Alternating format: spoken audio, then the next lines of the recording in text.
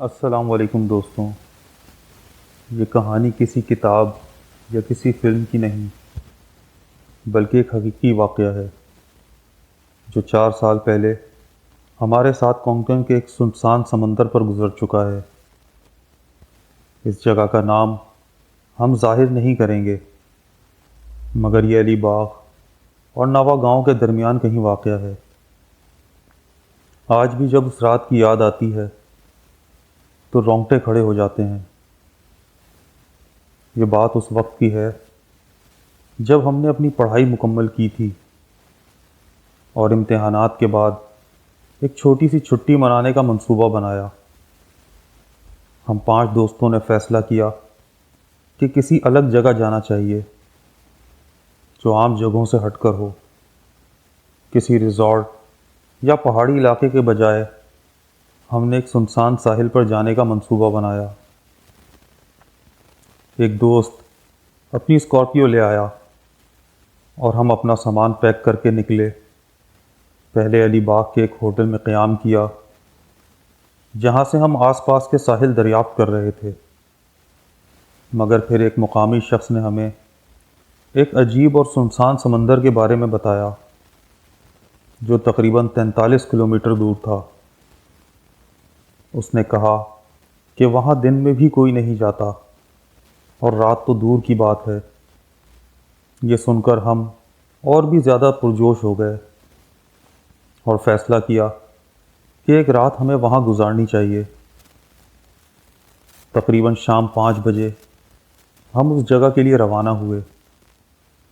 راستہ ایک جنگلی علاقے سے گزرتا تھا جو سیدھا سمندر تک جاتا تھا۔ ہم دھیرے دھیرے گاڑی چلا رہے تھے کیونکہ راستے کافی زیادہ خراب تھے۔ جب ہم وہاں پہنچے تو منظر دیکھ کر حیران رہ گئے۔ پورا سمندر چاند کی روشنی میں چمک رہا تھا اور ہر طرف خاموشی ہی خاموشی تھی۔ آس پاس کوئی بھی انسان نظر نہیں آیا۔ ہم نے گاڑی ایک کونے میں پارک کی اور تھوڑی دور ایک چھوٹی سی آگ جلا لی۔ کیونکہ سمندر کے قریب ریت نمی والی تھی، ہم نے اپنے ساتھ چھوٹے چولہے بھی لے لیے تھے جن پر ہم نے سبزی اور چکن سوپ بنایا۔ ساتھ ہی ہم نے ایک مقامی ڈھابے سے لایا ہوا دال چاول بھی کھانے میں رکھ لیا۔ رات کے تقریباً 9:30 بج چکے تھے۔ ہم سمندر کے کنارے گھومنے نکلے۔ ایک دوست نے اپنے ہاتھ میں ٹارچ بھی رکھ لی تاکہ اگر رات کو گاڑی میں کوئی مسئلہ ہو تو ہمیں مدد مل سکے۔ میں اور میرے 2 دوست آگے پیچھے ہی چل رہے تھے۔ تبھی ہمیں اچانک 4 سے 5 کتوں کے زور سے بھونکنے کی آواز آئی۔ وہ سیدھا ہمارے آگے والے دوستوں کی طرف بھاگے، ان کے ارد گرد چکر لگایا، عجیب عجیب آوازیں نکالنے لگے اور پھر اچانک ہی ایک دوسری طرف دوڑ گئے۔ ان کا یہ برتاؤ ہمیں کافی عجیب لگا۔ جب ہم واپس بونڈ فائر کی طرف آ رہے تھے تو سمندر کے بالکل قریب سے گزرے۔ میرے ایک دوست نے کہا کہ اس نے پانی سے کوئی عجیب سی آواز آتی ہوئی سنی ہے۔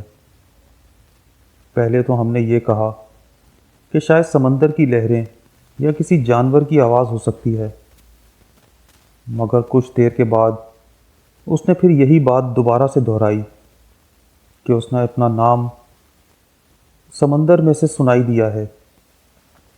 تو ہم سب وہیں رک گئے۔